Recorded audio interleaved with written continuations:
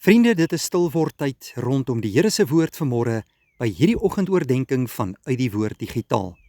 Dankie dat u vanmôre by ons inskakel.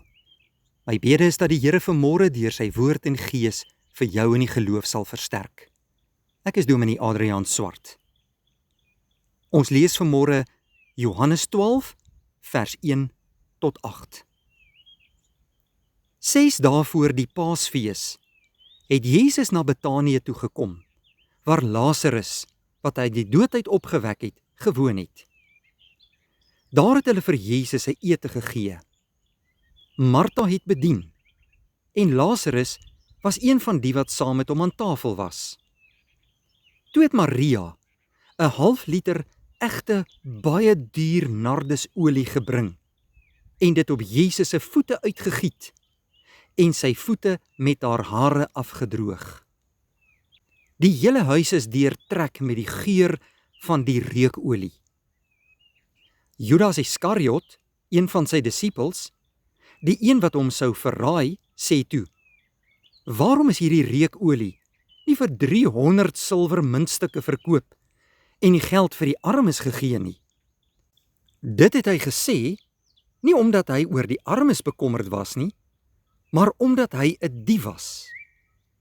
Hy het die beursie gehad, en hy het van die bydraes gevat. Toe sê Jesus: "Laat staan haar. Sy moes dit hou vir hierdie dag om my te salf vir my begrafnis. Die armes het julle nog altyd by julle, maar vir my het julle nie altyd nie." Broeder en suster, hierdie is aangrypende gebeure wat afspeel net voordat Jesus sou sterwe. En dit vind plaas daar in die dorpie Betanië. Jesus was saam met sy disippels en 'n ander klompie mense by die etenstafel. En hier kom Maria om 'n baie goeie daad aan Jesus te verrig.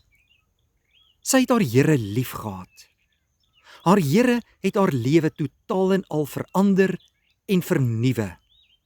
Sy was kind van die lewende God, en sy wou graag 'n liefdesdaad aan haar Here Jesus Christus bewys. Maar wat doen Judas Iskariot? Onmiddellik is daar kritiek. Hoekom hierdie liefdesdaad? Kon ons nie hierdie duur nardesolie verkoop het vir 300 silwer muntstukke nie? Dan kon ons soveel armes versorg het.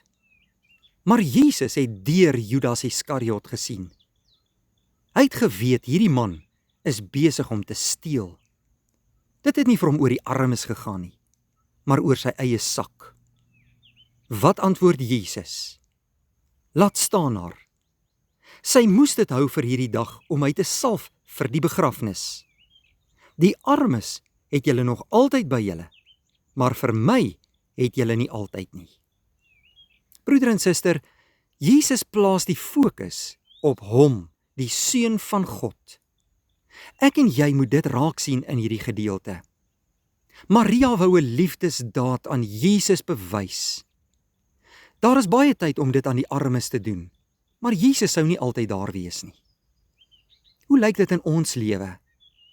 Is ons so besig met al die dinge van die wêreld, dalk om armes te versorg, om siekes by te staan, om dienswerk in die koninkryk te doen, maar ons kom nie uit by ons verhouding met die Here Jesus of by dienswerk wat ons aan hom verrig nie. Ek en jy moet tyd maak vir Jesus.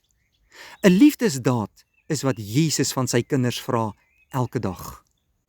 En moenie soos Judas Iskariot maak, deur ander mense te veroordeel as jy sien hulle iets goeds vir Jesus doen nie.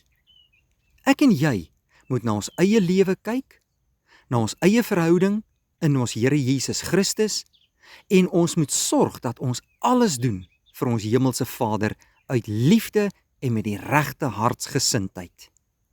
Kom ons ondersteun liewer mekaar wanneer ons die Here dien. Laat ons fokus op Jesus gerig wees.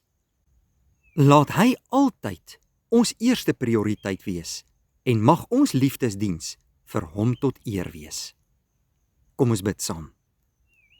Dierbare Here, in aanbidding buig ons vanmôre voor U neer, om U naam groot te maak en U te loof en te prys en te aanbid.